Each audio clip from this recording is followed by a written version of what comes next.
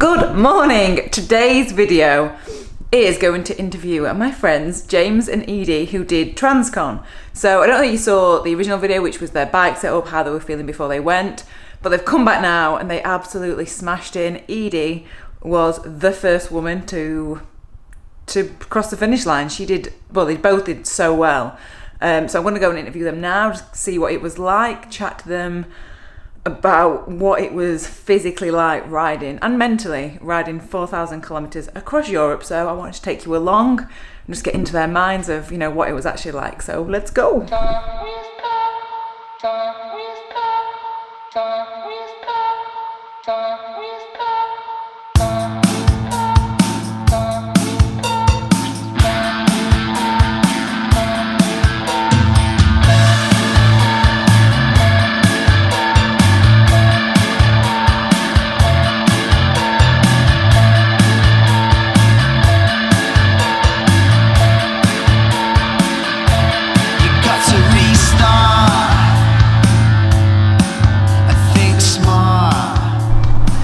Here with Edie and James back from Transcon. So I just thought I'd ask you a couple of questions really, just about how you got on and what it was like, highs and lows really. So I'll start with Edie, who was the first woman. So how did that feel to kind of be the first woman? Yeah, I mean it was a complete surprise. I didn't go out with the intention of racing at all or being the fastest woman. Yeah, exactly.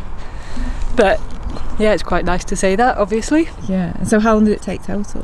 It was 13 days, 16 hours and 32 minutes, I believe. And so what did the average a day for the... I haven't... my route changed a little bit from what I plotted, but I guess it was about 4,000 kilometres. So yeah, it's about 180 miles a day. It's quite, I can't even fathom that for doing it for that amount of time. Yeah. That is insane, but well done for Thank you very much. That's the thing, I don't think when we were chatting before, I don't think you realised that you were going to be that fast. No, not at all. I mean, when I was looking at it, I was quite nervous. I was just working out the minimum that I had to do each day to get to the checkpoints in time, which would be 250 kilometres a day. I was a bit nervous about achieving that really. And how are you feeling now?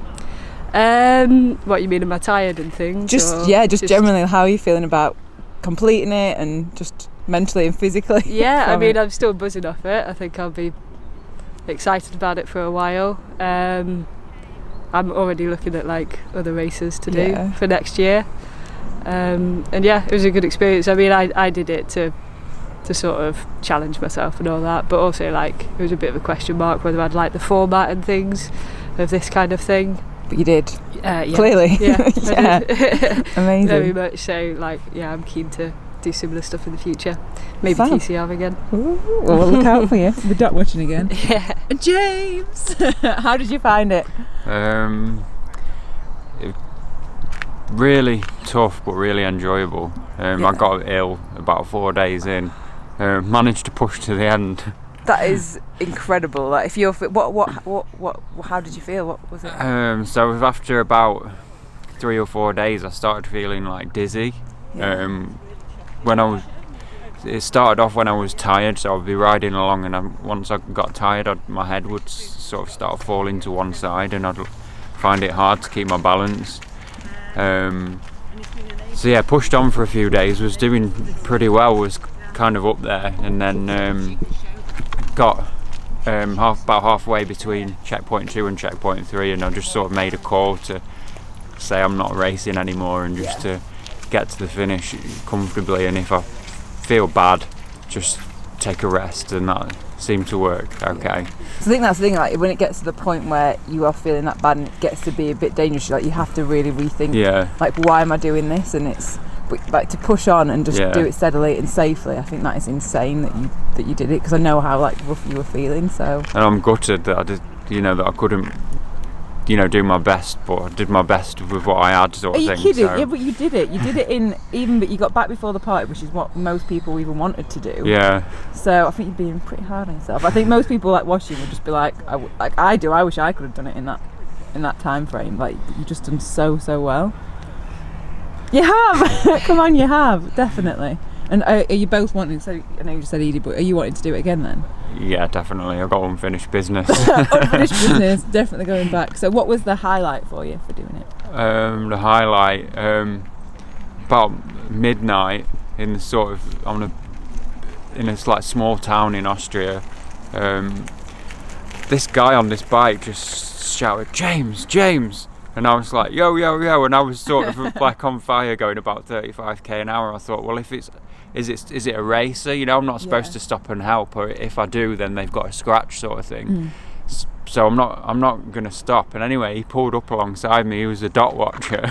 No, had he been watching you? Yeah. So he was just really happy that I was like the only person who came near to where he lived. Like, I took a bit of a different route to most of the other riders, and we rode together for 80 kilometres. It was just, it was so nice. That is good. And then I guess we've heard the downside. The down point for you was thinking, am I even going to be able to finish it? Like, do I pull out? I mean, it was battled on. Yeah, it was toughest mentally, because I was just beating myself up about it, and getting to stages where I was thinking, feeling guilty, because I'm like, I'm not enjoying this now. And on the whole, I really did. I think that's the thing with endurance riding, though, isn't it? There are going to be times where you just think, what the hell am I doing doing this? But and it kind of that makes the high points all the better. Yeah. And you battled on, and I think that shows how mentally strong you are to do it. So thank you. Fist bump. Well done, James. And then what about you, Edie? What were your kind of high points? I was just thinking it's kind of hard to pick one. I think you just experience a lot of emotions doing this sort of stuff. Like a lot of extreme emotions, which change quite quickly. So, in the morning you could feel fantastic, and then sometimes for no particular reason it just kind of goes down, and you have to work quite hard to pick yourself up again. I think the first couple of days were probably the highlight for me. Just like when it was all sinking in, what I was doing, and I've been building up to this for a long time, and just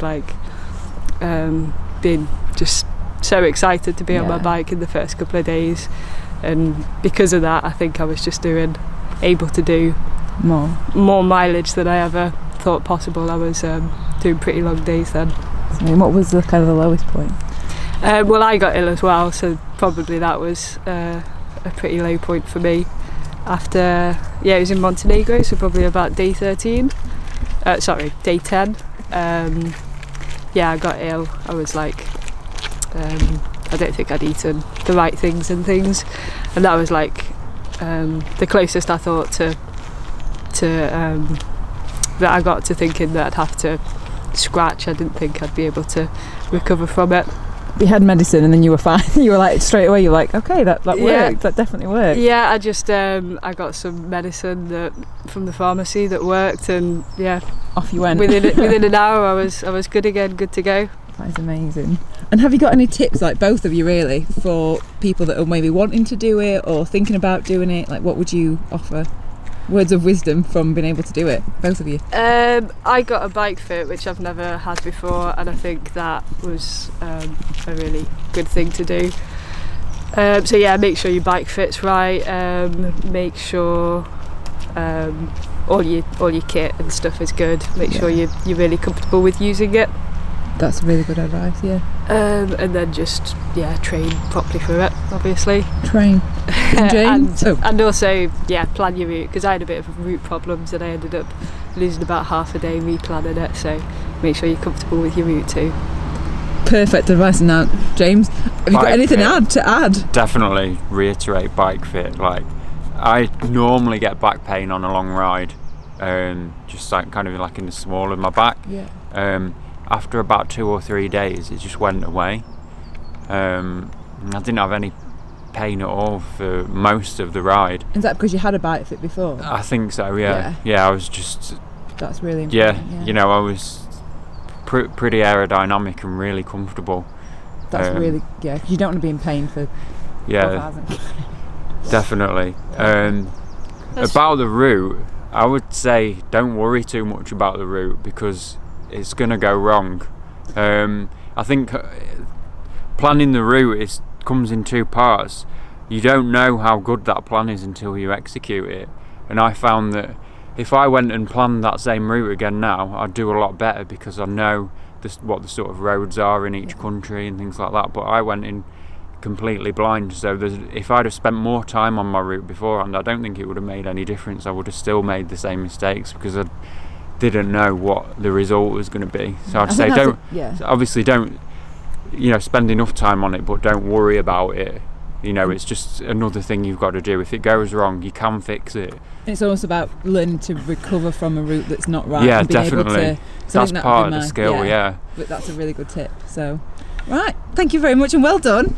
Yay! Thank you. Now? Oh, missed it. Are you falling apart? You're dressed